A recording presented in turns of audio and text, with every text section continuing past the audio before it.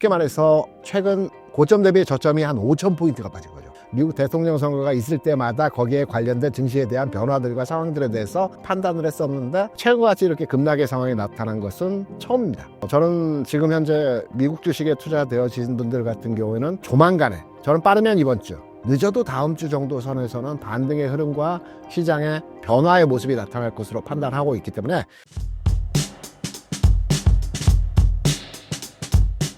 네, 안녕하십니까. KR 리서치의 김대진입니다. 여러분 반갑습니다.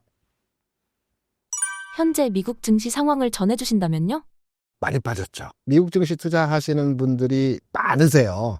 최근 1년 사이에 굉장히 많으셔졌는데 최근 굉장히 패닉에 빠지셨을 거라고 생각을 합니다. 그런데 저는 가능성의 기회가 앞으로 남아있다고 생각을 합니다. 이제 미국 증시 현황을 짧게 말씀드리면 최근에 미국 나스닥 기준으로 해서 2만 포인트 수준에서 진행이 되었어요. 최근 2월 부근에서 2만 포인트에서 관세 정책이 추진되는 과정에서 17,500포인트까지 2,500포인트가 빠졌습니다. 이때는 캐나다, 멕시코, 한국 등등등 관세를 부과하겠다라는 취지로서의 시장 악재로 돌발 악재로 적용이 되면서 주가 빠졌고요. 여기에서 어느 정도 반등이 나오지 않을까라고 생각을 했는데 어느 정도 횡보하다가 15,000포인트까지 또 2,500포인트가 빠져서 최근에는 등락의 과정의 모습을 진행하고 있습니다. 그러니까 쉽게 말해서 최근 고점 대비 저점이 한 5,000포인트가 빠진 거죠. 제가 이 시장에 지금 20년 넘게 있으면서 흔히 말해서 미국의 대통령 선거를 5번 치렀습니다. 제가 투표권이 있는 건 아니지만 미국 대통령 선거가 있을 때마다 거기에 관련된 증시에 대한 변화들과 상황들에 대해서 판단을 했었는데 5번의 미국 대통령 선거를 지나왔거든요. 최근같이 이렇게 급락의 상황이 나타난 것은 처음입니다.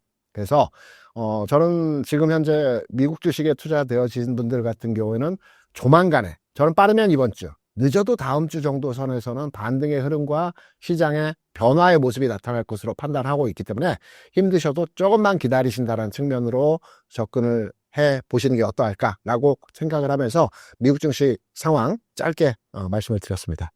트럼프가 파월 연준 의장이 해임해야 한다는 발언을 하였는데 어떻게 보시나요? 어제 그제 그 내용으로 시장이 출렁출렁했죠. 그런데 새로울 건 없어요. 그러니까 과거에 대한 데자뷰라고 저는 생각을 하거든요. 트럼프가 지금 추진하고 있는 여러 가지 정책들과 시장에 충격을 주는 내용들은 지금 새롭게 발현되어서 생산적으로 나타난 내용이 아니고요. 트럼프 1기 행정부 때 2018년도에도 이와 똑같은 내용들이 있었습니다. 과거 얘기를 제가 좀 드릴게요. 2018년 2월에 파월 의장이 연준 의장으로 취임을 했습니다. 그리고 나서 그때 미국은 금리 인상을 하던 시기였어요. 0포인트에서 2.5% 수준까지의 금리를 인상하는 과정이었거든요. 트럼프 대통령은 2017년도에 취임을 했거든요. 그래서 신행정부 시기였습니다. 이 당시에도 지금과 비슷하게 미국의 제조업을 살리고 감세를 하고 중국과 무역 전쟁이 있었을 때였습니다. 그래서 트럼프 입장에서는 파월이 그 당시에 금리를 계속 인상하고 있었을 때여서 감세를 하고 제조업을 살리고 무역 전쟁을 하기 위해서는 금리 인상을 멈춰야 된다는 생각을 가지고 있고 시장에 금리 인상이 스탑되어야지만이 시장에 원활한 효과를 발휘할 수 있었거든요. 지금 파월과 트럼프가 싸우는 것은 금리 인하를 빨리 해라. 파월은 안 된다. 좀 기다려보자. 그러니까 논쟁이지 않습니까? 그 당시에는 금리 인상을 멈춰라. 못 멈추겠다. 이거였거든요. 정확하게 2018년 12월에 파월 의장이 금리 인상을 단행했어요. 이게 이제 0에서 2.5%까지 한 4번인가 이제 인상을 하는 과정에서 금리 수준에서의 상황이 전개됐는데 트럼프가 이제 우지에 화났죠. 해임시키겠다. 잘라버리겠다. 쉽게 말해서. 그렇게 지금과 같은 분위기가 연출됐었는데 그때도 똑같이 보좌관들이나 시장 자체에서 충격파를 생각을 해서 자르면 안 된다 라는 어떤 우호적 분위기에서의 상황이 지금과 똑같았습니다. 그리고 나서 트럼프가 취한 행동이 지금 증시와 연동해서 우리가 앞으로 시장을 예측할 수 있는 겁니다. 금리는 인상됐고요. 감세는 해야 되겠고요. 제조업을 살려야 되겠고 중국을 압박해야 되는데 금리는 이미 인상을 해버렸기 때문에 트럼프가 취할 수 있는 정책적 행동은 그 당시에 무제한 양적 완화했습니다. 내가 금리 인하를 시킬 수는 없을 것이고 금리 인상은 이미 진행을 해버렸기 때문에 시장에 돈을 풀어야 되는데 금리를 내려서 돈을 풀 수는 없기 때문에 무제한 양적 완화. 그게 무슨 말이냐면 기업에 대해서는 회사채를 무제한 사주고요. 은행에 대해서는 은행채를 무제한 사줬어요. 정부가. 그럼 어떤 현상이 나타나냐면 기업이 회사채를 발행한 걸 정부가 무제한적으로 사주고 나서 나중에 소각을 해버렸습니다. 없애버렸어요. 그럼 기업은 회사채를 통해서 자금이 유입되기 때문에 이 자금이 유입된 걸 가지고 신개발을 한다든가 사업 다각화를 한다든가 공장을 짓는다든가 경기가 부양이 되겠죠. 은행들은 은행채를 사주니까 돈이 들어오지 않습니까? 정부가 은행채를 사주니까 은행에 돈이 들어오기 때문에 이 돈을 가지고 대출을 해주잖아요. 돈이 많아지니까 대출을 해줄 때 대출 금리가 낮아지죠. 그러니까 실제 파월이 금리 인상을 했지만 시장에서는 무제한 양적 완화를 통해서 시장의 금리 수준에서의 상황은 안정화되고 내려가는 현상에서의 모습이 나타났고 주식시장은요. 정확히 한번 그 차트를 보시면서 한번 공부해 보시면 아시겠지만 제가 2018년 12월에 파월 의장이 금리 인상을 단행했고 여기에서 서로 박싱, 그러니까 그 논쟁이 있었다라고 말씀드렸지 않습니까? 2018년 12월에 나스닥 기준에서 6,000포인트 저점을 찍고요. 이때부터 랠리를 보여주면서 9,600포인트까지 지수가 상승을 했습니다. 그래서 지금 장으로 이제 우리가 등치시켜서 해석을 해보게 되면 트럼프는 파월에게 금리 인하를 하라고 하죠. 그리고 관세 정책을 추진하고 있죠. 근데 파월이 금리 인하를 할지 안 할지 5월에 연준이 이제 회의가 있는데 할지 안 할지 모르겠습니다. 근데 안 할 가능성이 크다라고 판단을 해요. 그러면 트럼프는 여기에 대해서 양적 완화, 그러니까 금리 인하와 똑같은 현상에서의 정책을 추진할 가능성이 굉장히 높습니다. 그러면 기존과 같이 무제한 양적 완화를 통해서 뭐 기업채, 회사채, 은행채를 사줄 수도 있는 거고요. 물론 미국 정부가 지금 돈은 별로 없어요. 새로운 부채 한도 협상을 해야 되기 때문에 이런 난제들이 있긴 하지만 새로운 우리가 판단하지 못했던 시장에 돈을 푸는 과정에서의 어떤 일을 진행할 수 있을 것이고 이 일은 증시에 긍정적으로 진행될 수 있는 상황으로의 전개가 될 수 있다. 이렇게 과거 흐름을 가져와서 지금 트럼프와 파월이 싸우고 있는 내용을 가지고 지금 증시에 빗대어서 해석을 걸 수 있는 내용이죠. 물론 상황은 과거의 상황이 그대로 이번에도 이전돼서 똑같이 진행된다라고 판단하기는 어렵겠지만 우리가 이제 학습 효과라는 게 있고 과거에 이렇게 했기 때문에 미래에도 이렇게 한다라는 게 금융시장에서 많이 나타나거든요. 그래서 저는 트럼프 대통령이 이번에 양적 완화에 해당하는 어떤 정책적 실현 가능성 내용을 진행하지 않을까. 그래서 증시에는 긍정적으로 진행이 되지 않을까 이렇게 생각을 합니다. 트럼프의 퍼포먼스가 일찍 진행될 수 있나요?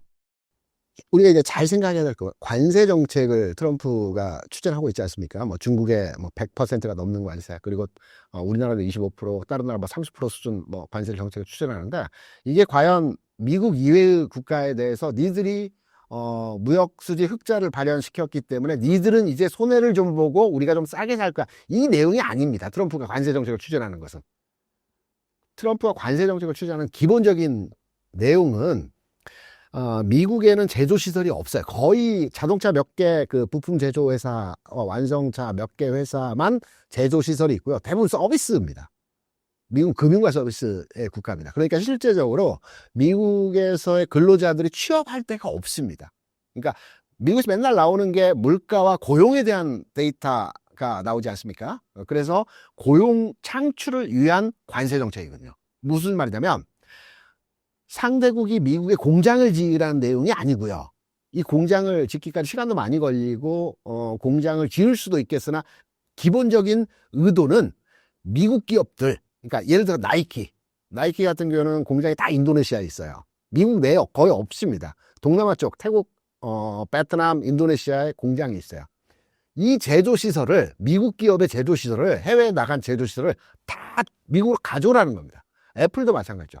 중국에 다 가 있죠. 테슬라도 마찬가지죠. 그러니까 니네들 미국 기업들이 공장을 해외에 짓지 말고 해외에 지어진 공장을 미국으로 가져오라 이거죠. 그래서 고용을 창출하는 게 기본적인 내용입니다. 그래서 주식시장에서의 하락률이 우리나라 시장도 마찬가지로 좀 많이 빠지긴 했지만 미국의 타격이 컸던 게 이러한 요인으로 미국 시장에서의 하락 요인이 컸다라고 판단하거든요. 그렇다면 11월에 있을 중간선거, 좀 먼 얘기긴 하지만 그 시간 동안에 어느 정도 관세 정책을 추진해서 회귀하는 기업들이 있다라고 저는 개인적으로 생각을 합니다. 미국 내 기업이겠죠.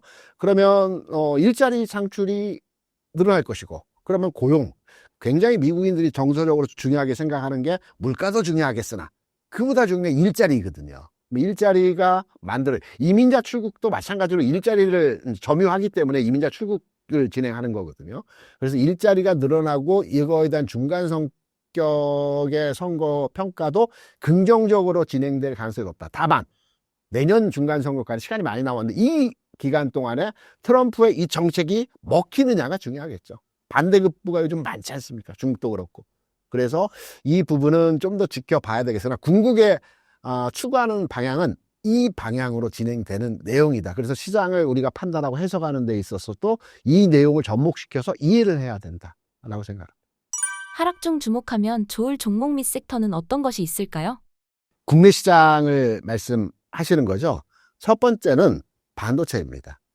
우리나라 시장 먼저 첫 번째 말씀드리고 미국 시장에 대한 흐름들을 말씀드리면, 첫 번째는 반도체가 움직여야지만 이 시장의 전체적인 분위기가 살아납니다.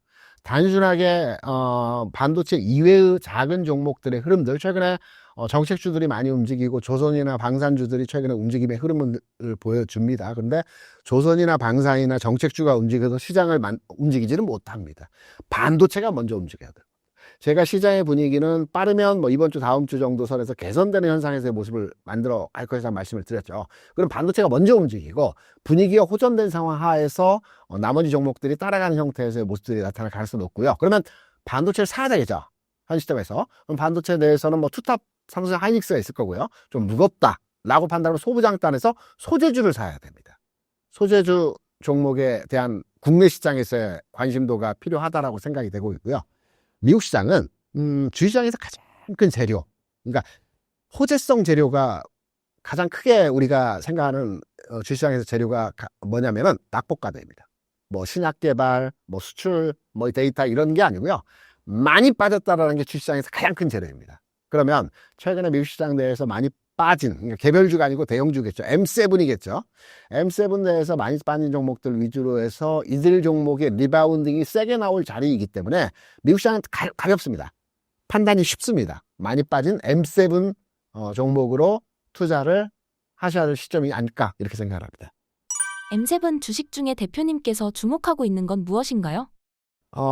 이제 무거울 수도 있는데 애플 정도 수준에서의 흐름이 될 것 같고요. 그리고 엔비디아 같은 경우에도 지금 현재 수준에서의 주가가 100불 위아래 왔다 갔다 합니다. 깨지기도 하고 그러는데 이 주가의 수준이 지난해 8월 수준의 주가입니다. 올라갔다가 쭉 밀렸거든요. 그러면 100불 아래 수준이라고 한다면 엔비디아에서 충분히 메리트 있는 가격 수준이라고 판단되기 때문에 엔비디아 특징적으로 M7 내에서 우리가 관심을 가져볼 만한 종목이라고 생각을 하죠.